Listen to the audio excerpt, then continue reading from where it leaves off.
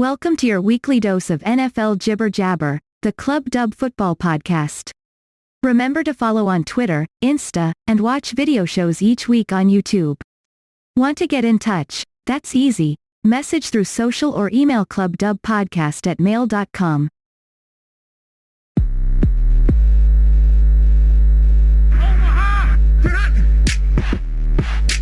Welcome to the Club Dub Football Podcast, where the only question is, does your team make it into the club? Can he get in? No, he cannot! I mean, you're not, but it's a lovely thought. Lovely thought. No, I mean, on Madden. Oh, sorry if we interrupted. Are you busy doing other things?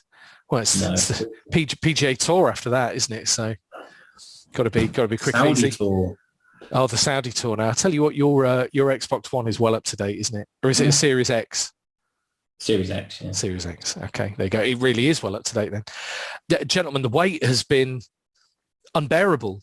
It's been so long since we've been together to talk football, but at the end of our last podcast, we said we would come back together when there was news, and we've had 2 weeks of very little news. There were these things that aren't compulsory, and some people turned up and some people didn't. But as they're not compulsory, not news. And then in the last few days, the tide has turned, and we are back to talk about amazing things. We're about to talk about Aaron Donald, who's not a quarterback, being paid like a very good quarterback. We'll then maybe debate how on earth the Rams can afford to pay all these people all this money. But beyond that, this is our celebration of the players who might be considered mediocre, who we think are just superstars who have not been treated kindly by the league spotlight. So our topic on the retirement of Ryan Fitzmagic are those players who we feel are really top tier, but just don't get the recognition they deserve. Most underrated players in NFL history is going to be the tagline. So we're throwing ourselves into all of that. Are we putting, just to interject here, are we putting Fitzmagic in that bucket of great players that didn't get the... I think it was just a jumping off point, Phil. I don't think we're saying it was just he's a segue. Yeah, I mean, we're not putting him in the hall or anything. I mean, don't worry. I was going to say cult hero, but I'm not sure he ever won a playoff game. So I'll be honest, Phil. We've had 2 weeks off. There's still very little news, and it felt like a good. We're working here. I mean, so. It's not like we didn't workshop this well in advance of our pod. But no, you make a good point. But anyway, I've leapt into this in my excitement. How are we all, gentlemen? Good. Very well, thank you. Yourself? Excited for some vague NFL news? Well, indeed. Yeah, that's where my mood comes from. JB's keeping quiet, but, we'll just leave him to that. So, look, I've already teed this up. Let's have this conversation then. Aaron Donald becomes, he was already the best paid non-quarterback in the league. He's signed for no more years, but for a lot more money. PB, what are your thoughts? Kick us off. It's a lot of money to get back a player they already had under contract.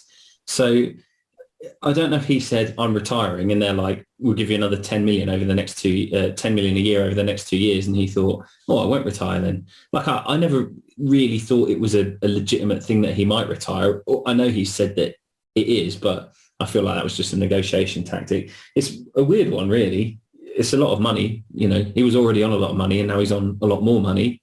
So, which is strange, and it kind of makes a mockery of the whole salary cap, really. Like, they may as well just do away with it at this point. If the Bucks are punting money down the road by adding voidable years. The Saints have been doing it for years, and every year we think they're going to be in cap turmoil and then get their way out of it. And now the Rams seem to be able to, pay everybody on the roster. So it's it's an odd one for me. A massive piece for them and a great player for the league. So, really good for them that they can secure him coming back and keep him tied down for the next couple of years. But I don't feel that they needed to do it. So it's, a bit strange. Aldrin, what are your thoughts on the new contract with 65 million in guaranteed money? I mean, you can't argue that he isn't one of the most disruptive players at a position that is so critical. Getting to the quarterback, well, as we saw in a Super Bowl, wins Super Bowls. I think we saw it from, funnily enough, his teammate from last year, Von Miller, in that Carolina game when he just took over the game, took what was an MVP season from Cam Newton out from under his feet, quite literally, and again helped them to win a Super Bowl. So I don't think you can argue it's not a critically important position. And weirdly, when I was researching our topic today of most underrated players, one of I can't remember if it was PFF, Pro Football Focus, one of their lists had Aaron Donald on that most underrated is, and it kind of pointed out, no matter how good you believe Donald to be, the data probably says he's even better than that. Better. And I think that's a really interesting point, but also really critical, because it's not always just the flash plays that you see. You know, it's not just the quarterback hits or the sacks.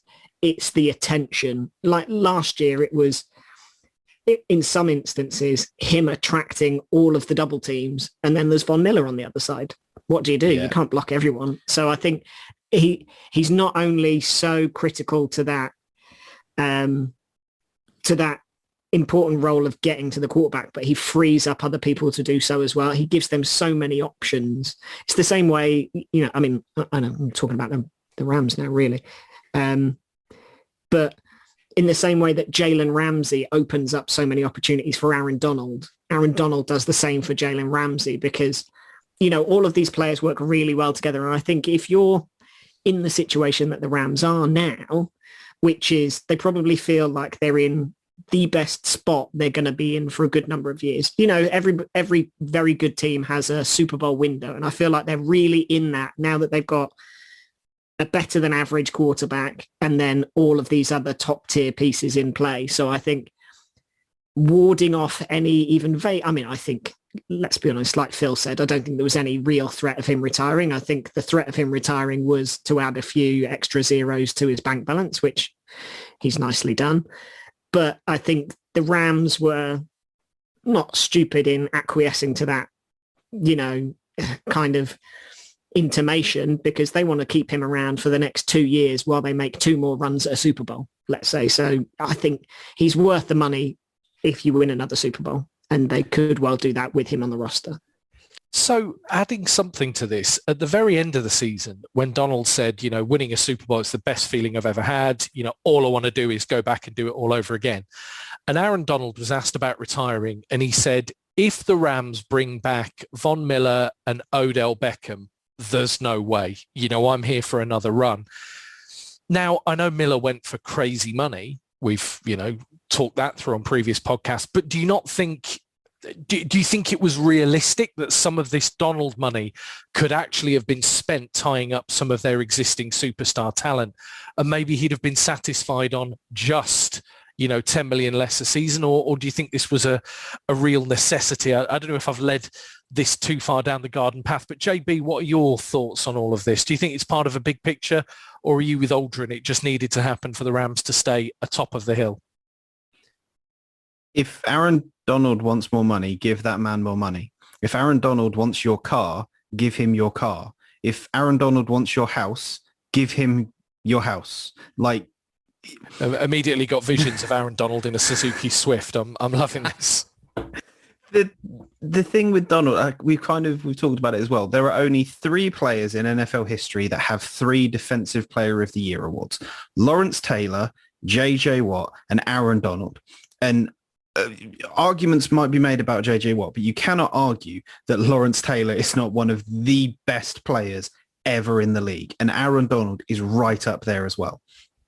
Phil, I think, I disagree with Phil a little bit in terms of the fact that I do think retirement was on the cards for Donald, because tying in all of those, like not just the Defensive Player of the Year awards, all of the All-Pro nods, all of the accolades that he's had, the Super Bowl was the last remaining one. And we've talked at times, I think on pod, we've talked a lot off pod about kind of those champions like James Hunt in Formula One, won the world championship, had a really nice kind of rivalry going with a potential rivalry going with Niki Lauda. And then that was it. He'd won the world championship, and that was kind of all he ever did because he'd won it once and he didn't have the drive to continue to do it again. Not saying that Aaron Donald doesn't have the drive to compete or anything like that at all, but at some point you have to look and kind of think, well, aside from me doing all of this again, what is there for me to do? It's just continually going through the same things. And maybe he was looking at thinking, there's another life for me out there that maybe I want to go and experience. And I think that was key in the fact that this is more money for no additional years. I think one of the first times this has happened, if very rarely, let's say at the very least. This level, yeah. And it is absolutely worth it because yes, you could spend more money tying up other people. You could spend money on, let's say, Cooper Kupp. You could spend more money on Jalen Ramsey or a Von Miller or enter name of defensive or offensive player here. The key is, though, and we have seen this repeatedly, good receivers come and go, good defensive players come and go. You cannot go into free agency and get another Aaron Donald because that just doesn't exist. It's not possible to get a player like him. Like we've seen games where he's been triple teamed and still got to the quarterback. Name me as an invitation to everyone else here. Name me any other player in the league now that you could say that about. JJ Watt, TJ Watt. I love TJ Watt, Maybe. but I don't think he beats triple coverage. I also don't think he beats JJ Watt, but let's leave that for another week. My point is, so I'm kind of with you, JB. I think a free agent Aaron Donald makes the kind of money he's been paid. I think the remarkable thing is he's gone from averaging 20 million a season to 31.5 million a season. And that's big money. I mean, really big money. You know, at the moment with the position they're in, having paid Matt Stafford with, and you've said it, you know, they've got Jalen Ramsey, they've got Cooper Kupp, they've got these players who are going to be coming towards their own big money deals not far down the road. It seems like a huge commitment. But then what you, Aldrin and Phil have all said, I would agree with. The weird thing is, if you were to pick, say, a top 3 defensive players of all time, I think that's tough, right? You got Deion Sanders, Ray Lewis, Lawrence Taylor. But I mean, Aaron Donald in the modern era is absolutely the player you put there, isn't he? I mean, he is ahead of a JJ Watt or, you know, certainly a TJ Watt now. I mean, TJ Watt's got a couple of years on him, but not that many. I just think when you have an absolute bona fide superstar, a guy who is going to change the landscape in the league, maybe it's right that he breaks those records financially as well. To your point, JB, as a final little bit from me, I think you're right. He only comes back for a Super Bowl, doesn't he? I mean, I know he's got a Super Bowl now, but with everything he's achieved, I think you only come back for the belief you want to add another Super Bowl to that incredible resume that he has. Any other thoughts on Aaron Donald other than it's mind-blowing that all of a sudden everybody seems to be getting paid? If you're a half-decent wide receiver, you're getting crazy money. If you're DK Metcalf, someone's convinced you're about to get crazy money, and that's not about to happen. But I mean, just on the Donald thing, who was the last defensive player of the year? And I'm not saying that Donald's going to win that again this year, but he's now the highest paid defensive player in the year, defensive player in the league. Who was the last defensive player of the year to win the Super Bowl the same year? Lawrence Taylor? I don't know. I couldn't tell you. Genuinely. No, it was James Harrison. Yeah, I don't know if James Harrison was the last one. James Harrison was one. So I think it was James Harrison. James Harrison. Reggie White was before him, wasn't he, with the packet? Yeah, Packers. Harrison's probably the one I would think of. Yeah. That's 14 years ago, the last time. So it's an awful lot of money for one defensive player.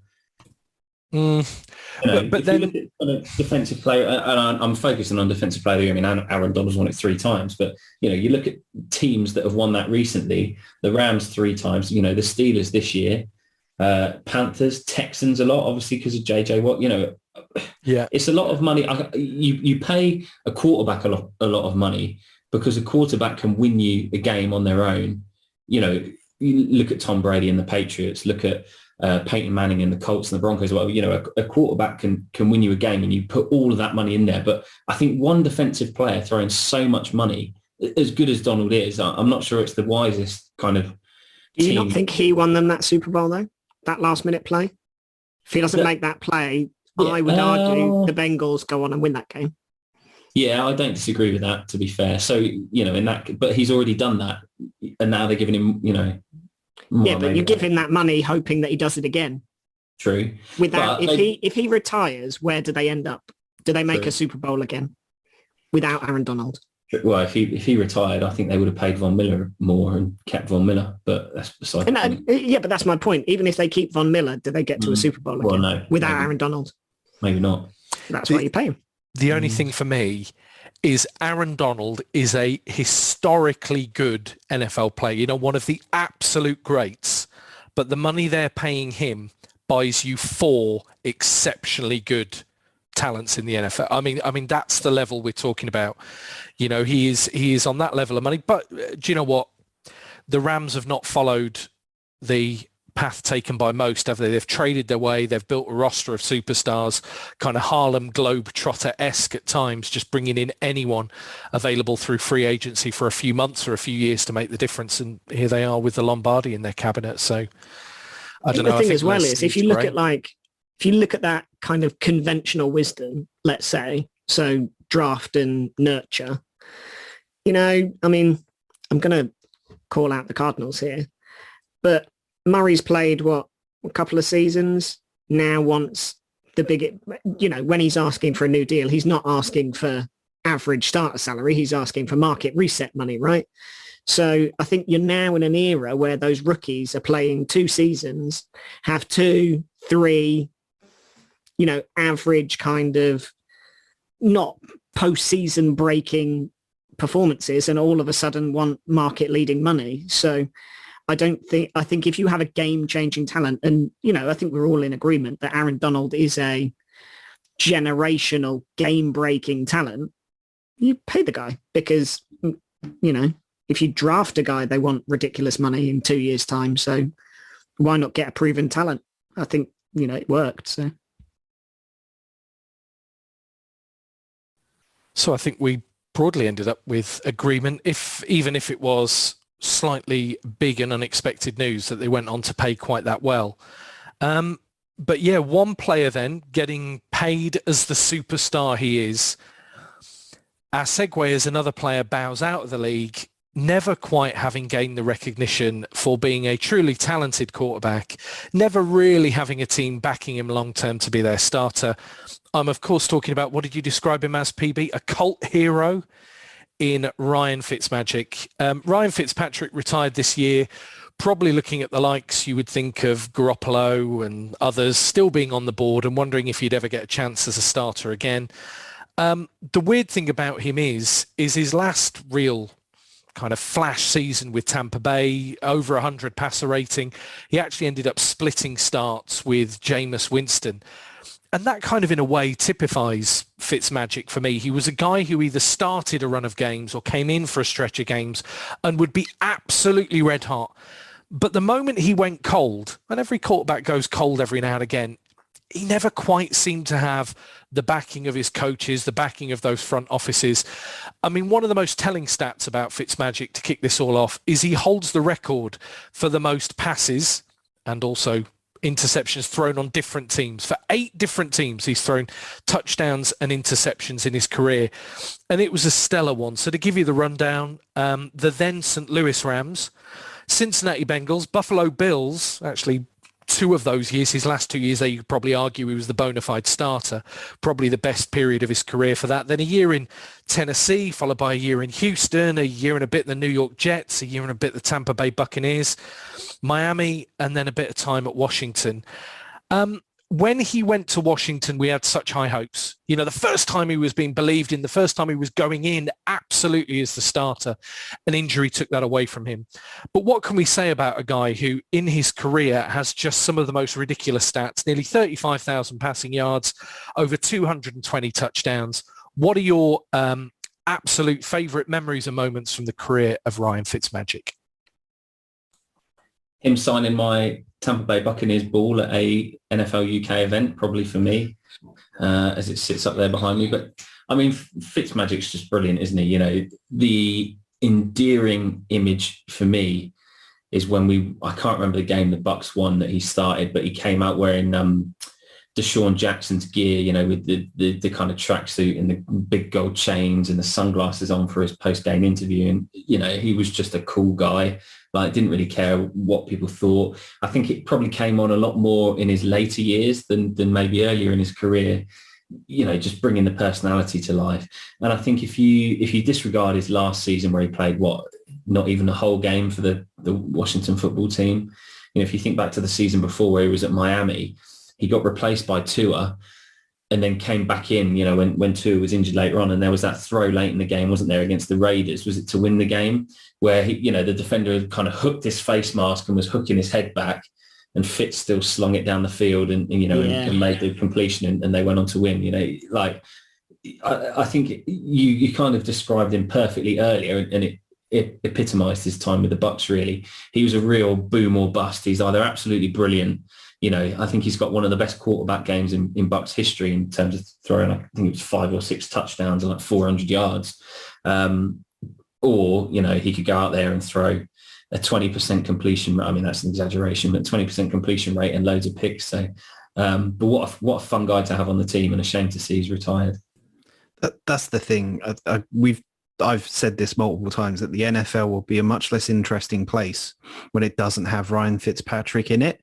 And like on the field, the one that always sticks in mind is that fantastic season he had as the Jets starter, including that kind of post game interview when they were looking like they were going to make the playoffs. And he gets interrupted by, I can't remember who it was. And the two of them just basically just woo in each other's faces.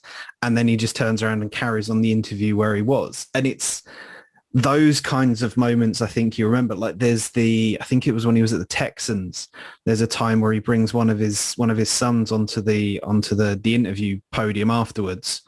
And they do a math problem where basically just gets some of the media guys to give him some numbers. And his kid just does the maths in his head like that. You know, they talk about Fitzpatrick being the Harvard boy. I think kind of the smart genes seem to stretch in that family. And from my mind, the thing I'd be looking forward to now is kind of like, well, is he gonna wind up as a talking head somewhere? Is he gonna end up as an analyst or a commentator or something like that? Because that's the kind of look feels like to me. He's got that kind of easygoing, likable charm that he might not end up as big as a Tony Romo, but could be one of those guys that gets in the booth, does a couple of games, and all of a sudden everyone's going, hey, he's really good at this. He's phenomenally good. And I mean, you look at, for a guy, you referred to the hot and cold nature of Fitzmagic, Phil. You look at the records he holds, the NFL records he holds are absolutely extraordinary. You know, I mean, some of them, I mean, look at most touchdowns by a Jets quarterback in franchise history. And the Jets have had some good ones over the years, at 31 of them in 2015. And remember, that's a 2015 season that he didn't start all the games the following year and then was shipped after that. You know, I mean, this is a guy who has broken record upon record upon record. And you just, I don't know, I just cannot imagine another personality having this stat line, but also being, I don't know, passed on so many times. I mean, the fact he played for 9 different NFL franchises is just, you know, utterly staggering for me. Never won a playoff game. Did he even play in a playoff game? I can't remember.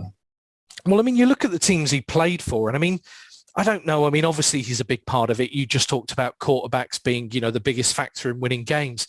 But he was at an uncompetitive Rams, a very uncompetitive Bengals, a Buffalo Bills team that basically had 6-10 or 4-9 records for all of his 4 years there, whether he was a starter or not. You know, and then you look at the Jets, like you say, it was that 10-6 winning year was probably a career highlight. But I mean, the incredible thing was, you know, he started 6 games for the Tampa Bay Buccaneers in 2017 and 8 games in 2018. So to be passed up on and benched after, let's look at his records for the Bucs. He holds the most touchdown passes through 6 consecutive games in Bucs history and was benched. I mean, that for me is I mean, I know Winston kind of is probably the epitome of, a hot and cold quarterback who still, survives on an NFL roster. But even so, as exciting as the story is, I do feel that one coach who really believed in him could have done so much more. I think that playoff game is maybe a little bit harsh, but yeah, I remember being there when that ball was signed, Phil. I remember the excitement, and I see it in your Zoom background now. Happy times. And there's a number of those, like you said, JB, whether it's, his Jets career, as you said, Phil, the big gold chain, so many things to remember. Thank you for the memories, Ryan Fitzpatrick. So there is our segue into our hot topic to round out our pod. Gentlemen, I hope you are very well briefed and well prepared. I'm going to go back to our traditional running order and come to you, Aldrin, because I want to know, who do you feel is the most underrated? I'm not saying they're a world beater, right? But the most underrated player in NFL history.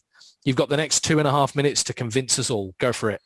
See, I don't know that the person that I've picked, I would say, is the most underrated in history, but it's a player I oddly really like, and I always forget about him, and then I'll see a game and I'm like, oh Jesus, he's still playing. So it is a current player, and it is one player I think we saw catch 3 touchdown passes in London, and that ridiculous player is Mercedes Lewis. And I just think that guy is ridiculous. Do you know what? I was... because I'm going to be honest. I know that Phil is going to pick an old Tampa Bay Buccaneers, probably running back. And James is going to pick somebody from the 1800s that was there at the beginning of the sport. So I thought I'd look at current players, and I was looking down the list and I was like, oh, geez, Mercedes Lewis is still going.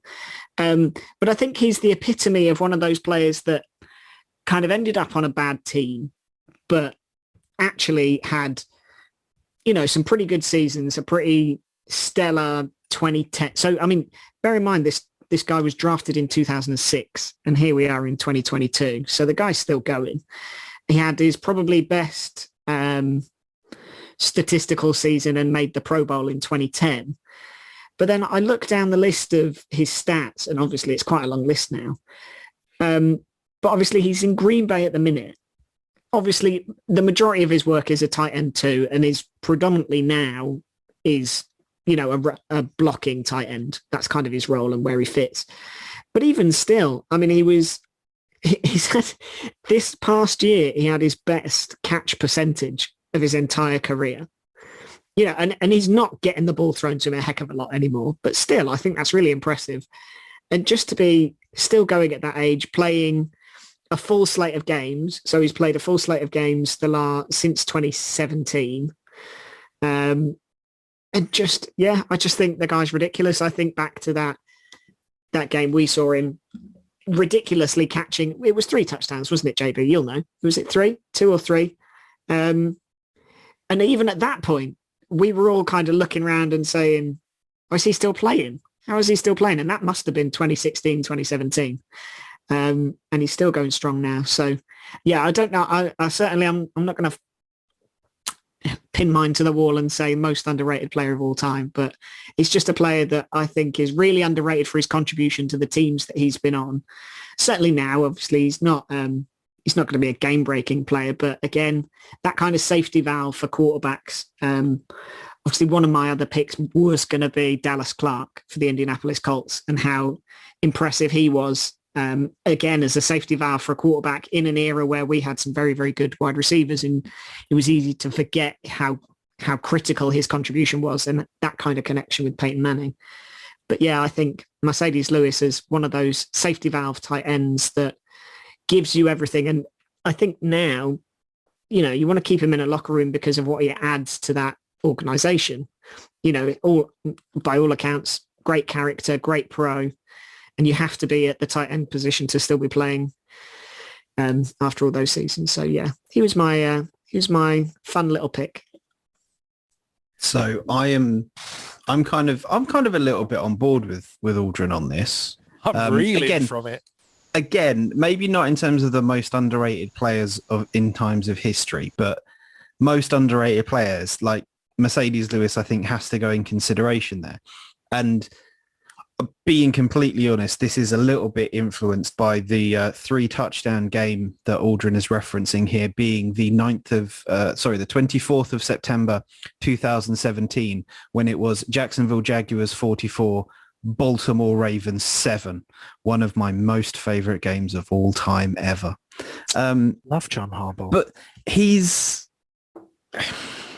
I think Mercedes Lewis, and you brought up Dallas Clark there, and I think there's a little bit of similarity there in terms of that. Obviously, both tight ends, both good catches of the ball, useful at blocking, but kind of just that workman kind of guy that you want on your team. Not everyone is going to be a superstar. Not every tight end is going to be Tony Gonzalez or Rob Gronkowski. Not every defensive player is going to be Aaron Donald. Like sometimes you need guys like Ryan Fitzpatrick. You need guys like Mercedes Lewis who can do a job.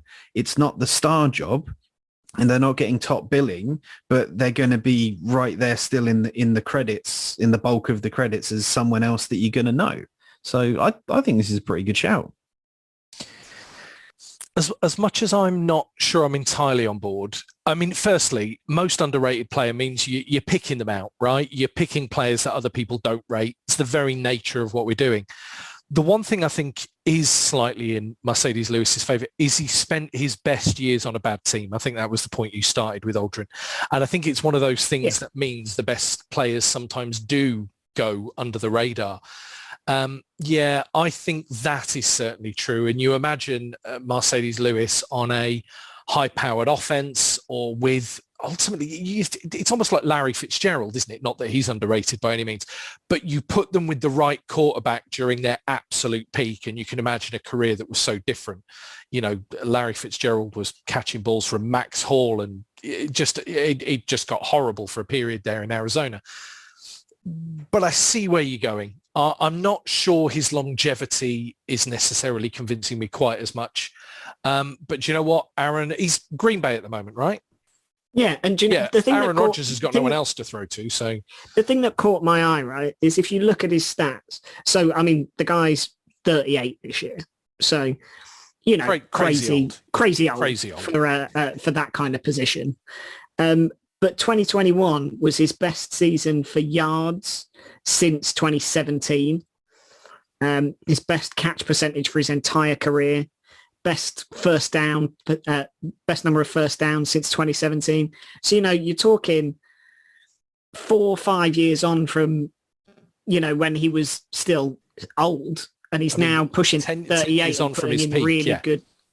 Yeah, you know, he's putting in really good numbers. And again, I think it's maybe just because I think often the tight end position is underrated. Agreed. Mainly because now you end up with 2 types of tight end, right? You either have somebody that can catch and is athletic. You know, I'm looking at Kyle Pitts. You know, the Atlanta Falcons aren't asking him to block.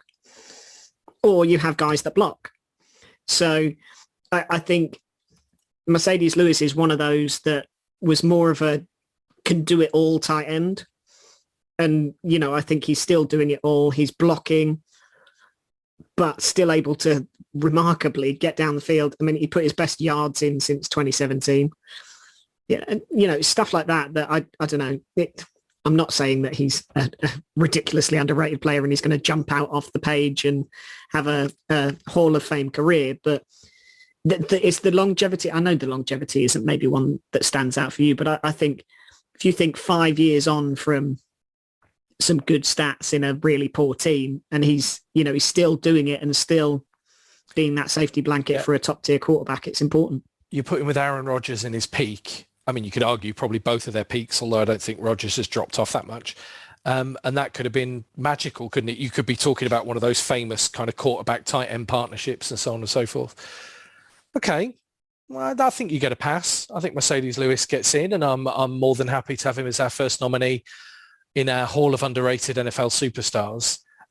Who's going next then? JB, you were teasing me before we started recording with this one.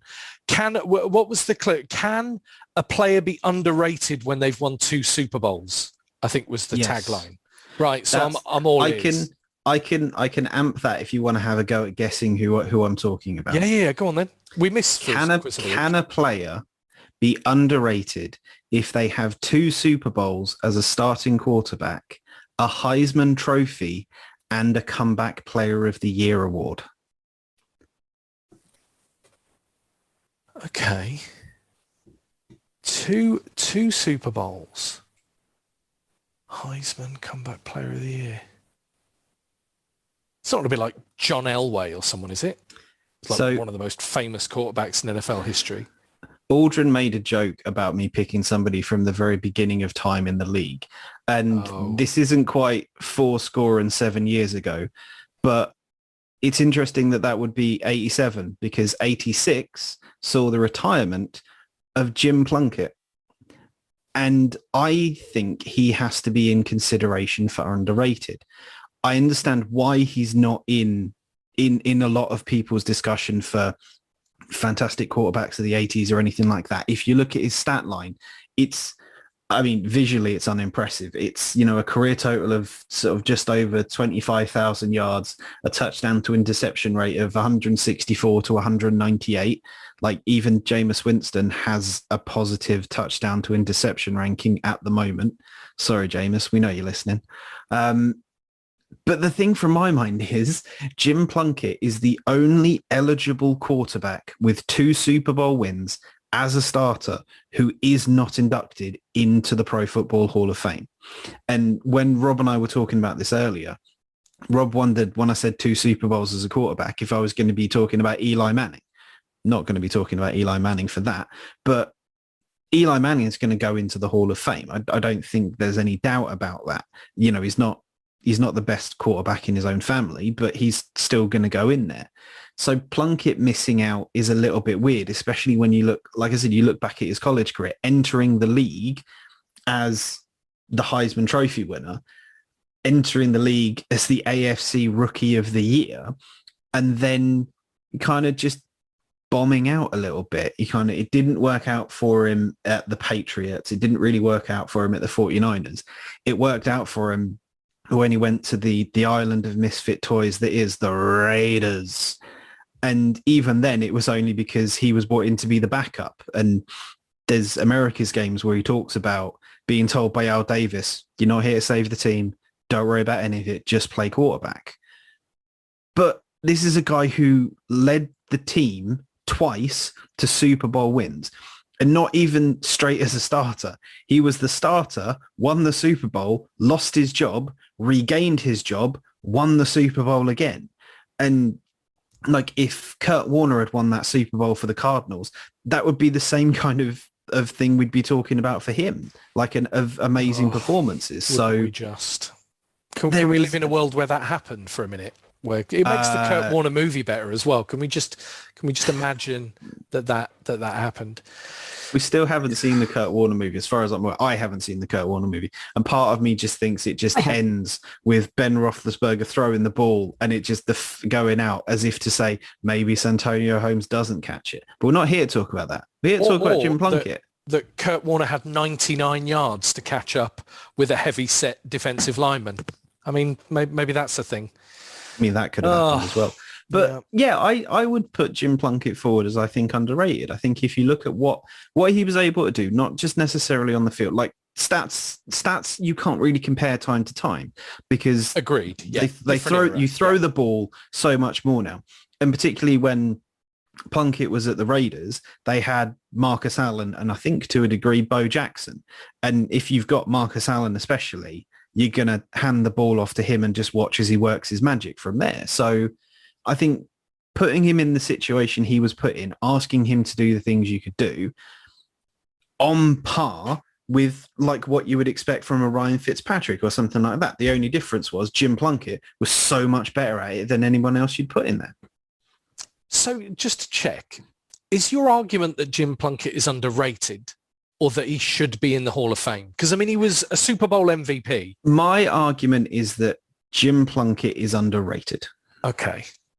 Okay. But my lease for that is that he is the only quarterback with 2 Super Bowls not in the Hall of Fame, which feels really weird because there are people in the Hall of Fame who shouldn't be in the Hall of Fame. Well, that's a whole other pod. Maybe we're back in a fortnight talking about that. Okay. I was about to ask the other guys for thoughts, but as we're going back into eras long before they were born, I don't know. Does anyone have any? I mean, those Raiders teams were not the most pleasing on the eye. You were right to talk about generational differences. Yeah. And, you know, you made a point about Mercedes Lewis being a leader, Aldrin. I think Plunkett definitely has that in his locker. It's not right of gone, but I'm not against it. I don't mind it. I do find it is difficult to say that somebody's underrated that was a Heisman winner and then won 2 Super Bowls and MVP. But then if you look at the other criteria, if he's the only one who's, you know, eligible, who's won 2 Super Bowls as a starting quarterback and he's not in the Hall of Fame, then you arguably could say he's underrated because you know, that's where I agree with Jake. Every one of his peers is you know, in the Hall of Fame and he's not. So you could argue the case. And also for his lack of yardage, he is in the 99 club, for those of you so he has thrown a 99-yard touchdown pass. There aren't all that many of those out there. Some of the guys who've played a long time have done it, but Ben Roethlisberger did it, didn't he? Was it not J.J. Smith-Schuster? Yeah, it was Juju against the Lions, I think. Juju against the Lions. Well, it's always against the Lions, crikey. Or the Cardinals. I love that Smith-Schuster is so forgettable. You called him JJ. Juju. Well, you know, I just thought, I mean, he's a TikTok dancer to me. No, nobody convinced me he's underrated. So, Phil, if you're about to go Juju Smith-Schuster. He's wide receiver 1 now, isn't he? Well, can't wait for that. That's just got disaster written all over it. But 2 so far, I know we haven't done consensus, but I think broadly we're all in agreement. Yeah, you know, they certainly tick the box. PB, who've you got? Most underrated player in NFL history. Go! Well, I mean, that is a different question to what I prepared for. Most underrated player in NFL history. However, I feel like this could be could be up there, to be honest. And the only way you're going to disagree with me is if you feel it's Tampa Bay Buccaneers bias and go against me because of that. But if I'm thinking of Tom underrated... Brady! Derek Brooks. So many tackles. Number 1, if I'm looking at old players, which I haven't for this one, it is a crime that Rondé Barber isn't in the Hall of Fame. The fact that he holds so many records as a cornerback in the NFL, there are other cornerbacks in there with worse stats than him. Tampa Bay needs a new Hall of Fame representative because the fact that Ira Kaufman hasn't got him in the Hall of Fame yet is ridiculous. Point 1. Second honourable mention, Levante David, as you know, as a linebacker, has been absolutely brilliant. He barely has ever got a mention at the Pro Bowl, and it's purely because he's played on awful Buccaneers teams that have never, you know, been on primetime games, never been on television, never paid attention to. Everybody goes on about Devin White, and you know, he had a fantastic playoffs when we won the Super Bowl, you know, a couple of years ago. But if you look at Devin White, the games where Levante David hasn't been there, he's not the same player. And that's, you know, testament to how good a player Levante David is. So I did consider them. But I'm actually going to read a excerpt from a post-draft report about this player. He'll ultimately be limited by his athletic profile, which is similar to that of Vincent Jackson. He can work on being more explosive and may harness his speed and be a quicker, better leaping version of the Bucs veteran wideout, but he's unlikely to ever be Calvin Johnson or Randy Moss, as he's just not that caliber of athlete. He isn't going to end his career as the best receiver in the history of the NFL, but he projects to play quite a lot like Vincent Jackson, who has been criminally underrated for years and presents matchup nightmares for his opponents.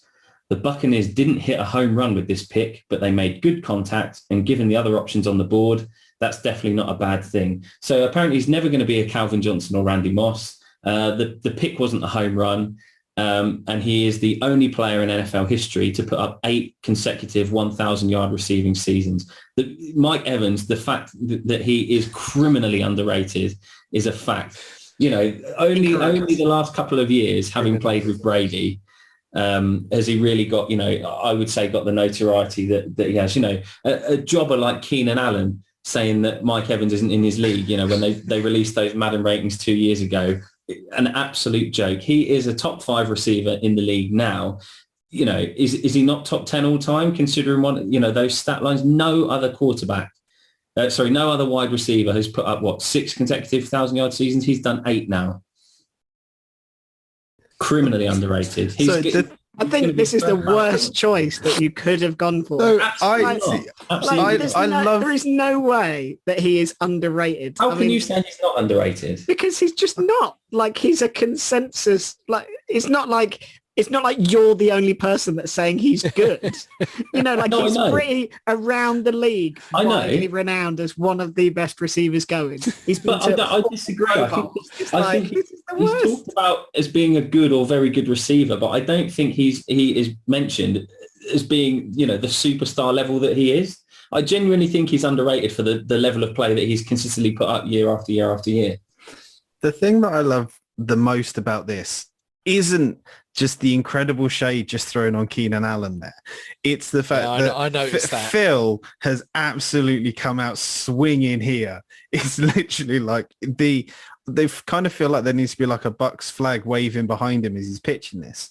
There is. So Aldrin mentioned Pro Football Focus in his thing earlier. Pro Football Focus only 2 hours ago released an article naming Mike Evans as the most underrated player on the Bucks now, let alone in of all time. There is a certain relevance to what Phil's talking about. Like, I wouldn't put him necessarily in the same kind of bracket as we've put Mercedes Lewis, or we put Jim Plunkett, or we've put whoever Rob is about to bring out, which I legitimately also can't wait for that as well. But I do think there is a certain element of the fact that I think people, I was about to say undermined or reject kind of Mike Evans as kind of the prospect that he is. And I do think there is an element to it. You look at the stats, you look at what people talk about, and you kind of do think, well, Mike Evans did get a bit lost and does get a bit lost at times. But then he's also one of those guys. Like, I've always said it about Frank Lampard when he played for England. Like, when you needed a pass, you needed a goal, you needed something to happen, Frank Lampard was the guy to do it. And it feels a lot like Mike Evans has kind of got that for the Bucks. If you need a big catch, if you need a big play, if you need a touchdown, you can get the ball to him and he'll do something with it. And underrated might not be the best thing, doesn't get enough credit for what he does, might maybe be a more accurate version of it, but as unbelievable as this statement is going to be, I can see where Phil's going with this. But the argument is just that he's a top 5 receiver and he doesn't get mentioned in the same breath as other top. Because, if Mike Evans retires tomorrow, he's going in the Hall of Fame, right? Yeah. So we all say yes, and I absolutely agree. Keenan Allen might say no, but Jim Plunkett will be furious. Jim Plunkett will not. I don't think I think we all think he should be, and the consensus is he should be. I don't think you can say he'll be a slam dunk first ballot Hall of Famer, and he absolutely should be. But, if someone said you had to put your mortgage on Mike Evans singing the national anthem in under, would you do it? 34 seconds. I'm kind of with you. When people talk about the Tyreek Hills and even like DeAndre Hopkins, bringing a Cardinals biased out again, there are certain wide receivers that get talked about in certain ways. And I suppose Cooper Kupp joined that party this year, didn't he, very much, as being one of the best in the league. I don't know. For me, underrated would be, and it's not, Adam Thielen, I think, is underrated. Goes undrafted, still gets talked about now as a number 2 receiver behind Jefferson in Minnesota. I think that I kind of get what you mean with Mike Evans, but for me, you're pushing at an open door because I'm not one of the people who underrates him. I think is the problem. I think he's a top 5. And I do think Keenan Allen is sometimes underrated, but I'm not going there right now. That takes us on a whole other track. But I'm with you. The guy's made multiple Pro Bowls. He's a Super Bowl champion. And also, even though they didn't win the Super Bowl last year, he made huge plays for Tampa Bay at the tail end of last season when they were trying to defend that championship. And, cometh the hour, cometh the man. We talked about this with Aaron Donald at the start. I'm with you. He's a clutch time player. And in those moments where you need people to go big, he always delivers. Yeah, I'm just on board. I just think he's a great player. I think the point where I disagree with you, Phil, is when you said, oh, he only gets the notoriety now Tom Brady's around. I'm not being funny, but so do the Tampa Bay Buccaneers, because before that, no one gave a monkeys. You know, when he's catching passes from That's James the whole Winston, point, right? Yeah, but when he's catching passes from Ryan Fitzpatrick and He others, put up it's the same 1,000-yard way as seasons catching passes from Jameis Winston, Ryan Fitzpatrick, Josh McCown, Mike lots Glennon. of cornerbacks caught 1,000-yard seasons when Jameis Winston was throwing passes, right? Loads of cornerbacks did that. Yeah, but my point is that the notoriety comes with Tom Brady, right? When you're catching passes from Winston, they were middling as an organization, and somebody catching 1,000 yards was great, but it never led to anything. I think the fact that it now leads to postseason or Super Bowl success, obviously he's going to get more attention for that because it's actually relevant. You know, there's a lot of players that have 1,000-yard seasons and they go nowhere. You only really get that credit. The thing that I disagree with you on is that in the same way that Rob said, none of us underrate him. I think we all believe that he's a lock, number one wide receiver, top 5. I think the only challenge you have is, you know, when you talk about like Hall of Fame and stuff, people that get in, even without like having massive long careers or whatever it might be, you know, like Megatron, they get in because they redefine the position. I wouldn't necessarily say Mike Evans has done that. I think Rob is exactly right, that he is an incredibly safe pair of hands. If you need a play, he can make a play. He will put in 1,000-yard seasons consistently. He will beat top cornerbacks. He will get lots of touchdowns. But, you know, if he were to retire today, to your point, he might not get in because he's not redefined the position or... The only player to put up 8 consecutive 1,000-yard seasons. That's why he gets in. But, you know, like a Megatron or, you know, other players that you might get in. Probably like Terrell Owens, you know, who was, you know, had a bonkers career ultimately. But the thing for me is there was a time for Megatron and Terrell Owens and Randy Moss where they were the best in the league. They set the standard. And I think Mike Evans gets in. I don't think it'll be a debate. But has Mike Evans ever... I think he's a consistent top 5 receiver in probably most of the years he's been in the league, certainly the most recent years. Has he ever been the absolute best? Has he ever been the league's best receiver? And statistically, he might have been, or he might have been close, but that's maybe the only thing. But I mean, look, we're still talking about an incredibly talented guy with an amazing stat line who's got a Lombardi. You know, I kind of get your point. Do I think he's underrated? Oh, that's maybe a bit of a leap, but I underappreciated, maybe underrated, but maybe I'm splitting hairs now. I don't know. Definitely splitting hairs. I would also just like to send my apologies to stalwart of my last season, one of my last season's fantasy teams, Keenan Allen. I regret the choice of words that I used. It was purely because of your beef saying you were a better wide receiver than Mike Evans, Chris Godwin and Tyreek Hill back in 2020. So I think it's all wide receivers say that. If you ever talk to any wide receiver, they've never said that they're not the best in the league, have they? They've never said, "Oh yeah, I'm a solid wide receiver 3." You are a perfectly serviceable NFL wide receiver. Just you're not in Mike Evans' league. Couldn't be as good a kicker as you, Phil, either. Is the other thing I think he needs to know. I mean, we've learned a lot so far. We've learned that Mercedes Lewis's career is on an upward trajectory in terms of stat line, which basically says to me that both him and Mohamed Sanu need to be on your fantasy teams this coming season. I mean, they are locks, right? To be watch for a breakout year. Yeah, indeed. I hid from the stats that he didn't catch a single touchdown pass, but nonetheless. So 10 first downs. Right, I'm taking this over and I'm going to tell you now that you guys have kind of danced around this. No, I'm not talking about the best players to play the game. I'm talking about the most underrated player in NFL history. Buckle up, Buttercup, because I have found him, right? So let me talk you through the career of one Carlos Dansby.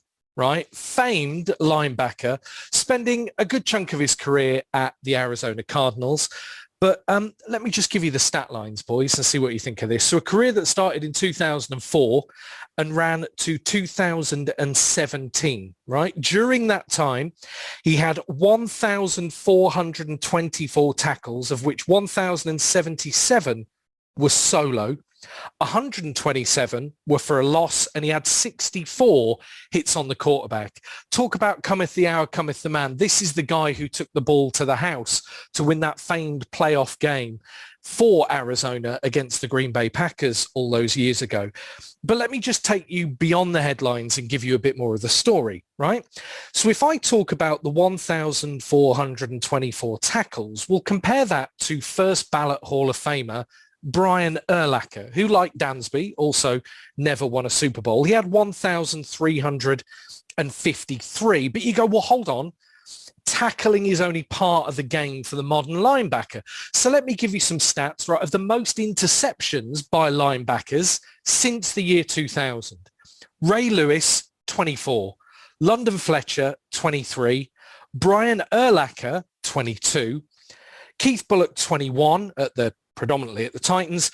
Carlos Dansby, 20, right? So this is a guy who since the year 2000 is amongst the top 20 linebackers in football for tackles, for interceptions, tackles for a loss, forced fumbles, you name it, he's top 20, right? Now let me tell you something else about Carlos Dansby. Right? Despite the fact he signed big money deals twice in his career, once with the Cleveland Browns, once with the Miami Dolphins, can you tell me how many Pro Bowls, forget the Hall of Fame, forget the Ray Lewis, Urlacher, London Fletcher comparisons when we think Hall of Fame, how many Pro Bowls did Carlos Dansby ever play in? The answer would be, not that people can see your hand signals as they listen to our pod, would be 0. Carlos Dansby never played in a Pro Bowl, despite being statistically one of the greatest linebackers in the modern era. An absolute phenomenon at the position who in big moments came up huge. And I mean, there are a few players you can look into and go, well, they weren't appreciated because they weren't at great teams. I nearly went for Fred Taylor, the running back at the Jacksonville Jaguars.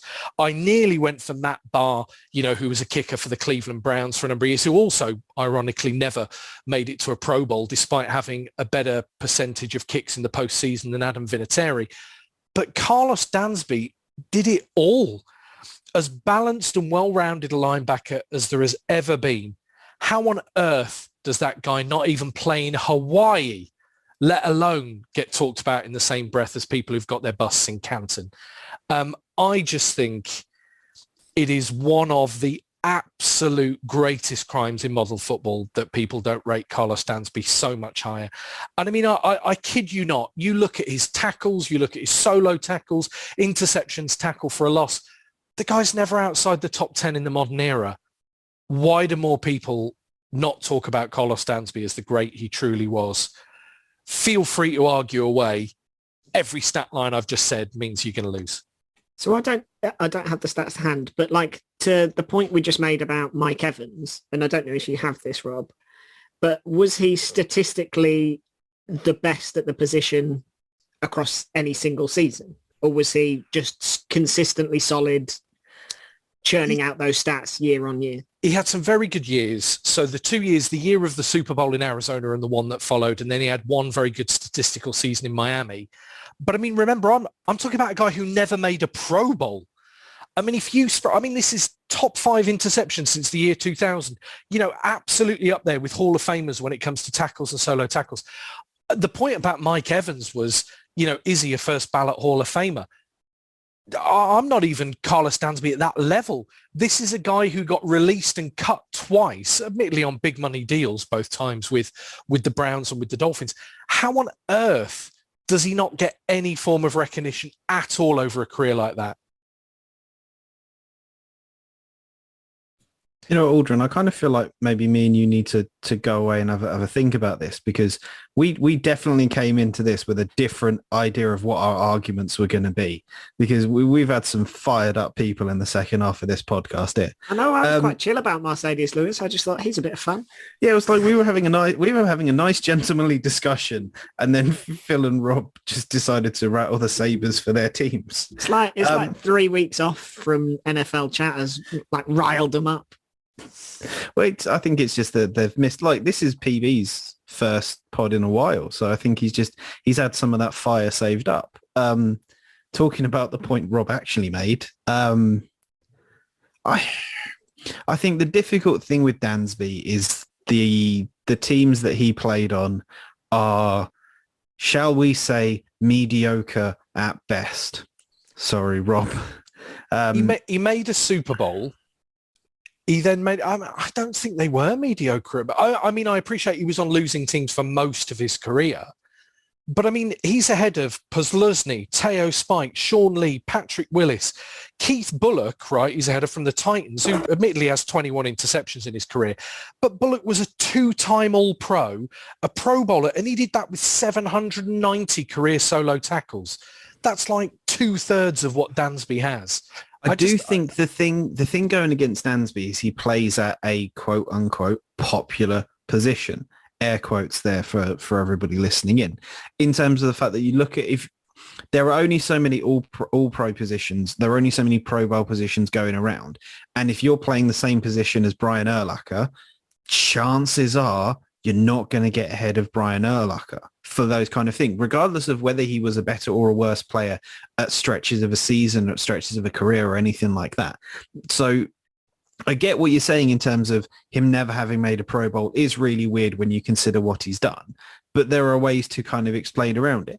I do think he would enter in the argument for underrated players, though. I think you've got a point in terms of what he contributed to a team with his play, what he contributed to a team with his leadership, what he showed. Like you said, like he's played at a variety of teams. Those teams wanted him for a reason, and he gave you a reason for it. So yes, I think he is worth the conversation in regards to underrated players of all time. 43 sacks in a career. I mean, it just goes on and on and on. Carlos Dansby. I take nothing else away from today's podcast. It's, Rob's enthusiasm talking about Dansby's tackle. 1,400 of them in a career. Just to try and clean this up. It's been a while since we've landed in. It's difficult to argue with the man with all the stats. So you've got a stat for every point. The man who prepared for the podcast. Well, I think we all did, but I mean, James and I did it slightly more jovially. Oh, yeah. How's his blocking, Rob? How's what? How's his blocking? I mean, he's no Chris Godwin, but he'll do. I mean, he had a couple of very good years. Chris Godwin's the highest paid blocker in the world. Yeah. That's for the overrated podcast, though, James. Keep that in your locker. Yeah, that's overpaid chumps. He's no Keenan Allen. No, he certainly is not. More Keenan and Kel, I think. Right. So, honourable mentions. There would be so many, but like I say, I nearly did go with Matt Barr. 2 Super Bowls. Blake Bortles. No, has he hasn't been a backup anywhere to win a Super Bowl, has he? I was about to say no Super Bowls. Don't tell me he was a backup on somebody who won. He's third string at the Saints now, isn't he? Oh, is he? He wasn't didn't he ask to be released?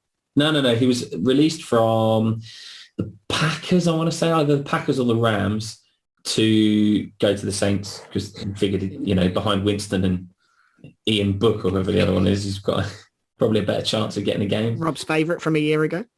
Yeah, I think he's probably right. I think there's an agent giving him pretty strong advice. So here's a thing. He gets ridiculed.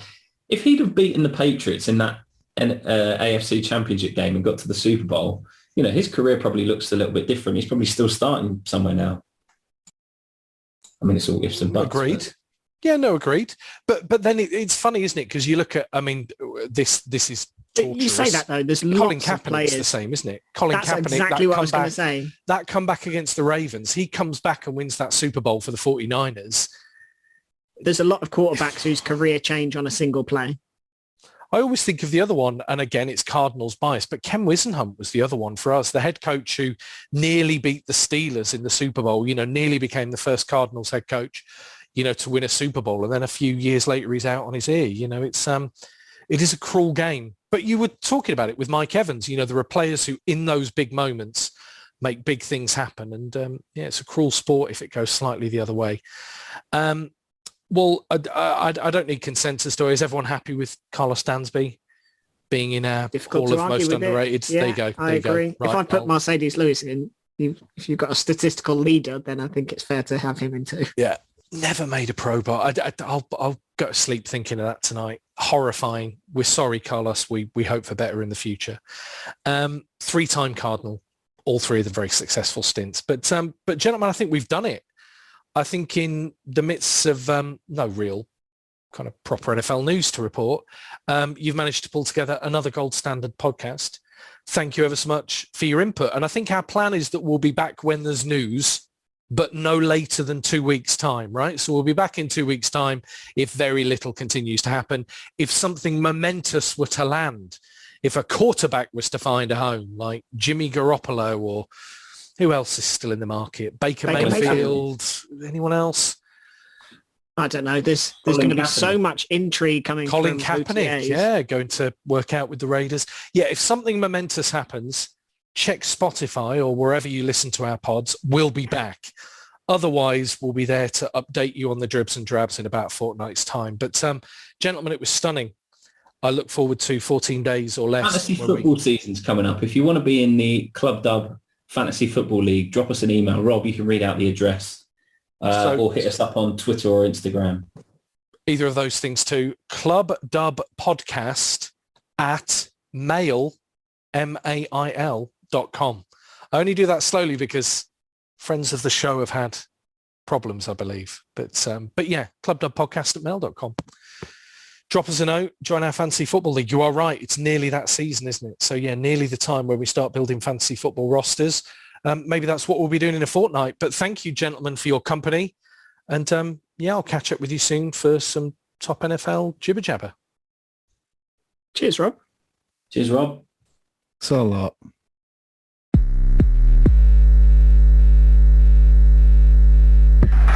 This is amazing. Remember to subscribe and be cool. Tell your friends. The game is over.